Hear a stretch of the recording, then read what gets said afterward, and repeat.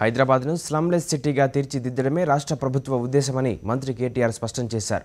సికింద్రాబాద్లోని ఐడీహెచ్ కాలనీలో double bedroom ఇళ్ల నిర్మాణాలను మంత్రులు కేటీఆర్, జగదీష్ రెడ్డి తలసాని పరిశీలించారు.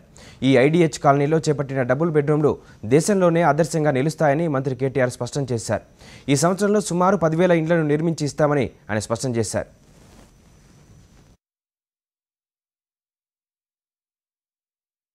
ఏదైతే ఉందో మోడల్ ఏదైతే ఉందో దాన్ని పరిశీలించడానికి ఇక్కడ మరి దాదాపుగా నిర్మాణం పూర్తిగా వచ్చిన 400 ఫ్లాట్లను ఏ రకంగా వీటిని నిర్మాణం చేసినారో చూడడానికి ఇక్కడికి రావడం జరిగింది. గౌరవనీయులు జగదీష్ రెడ్డి గారు, నేను, అదేవిధంగా శ్రీనివాస్ యాదవ్ గారు.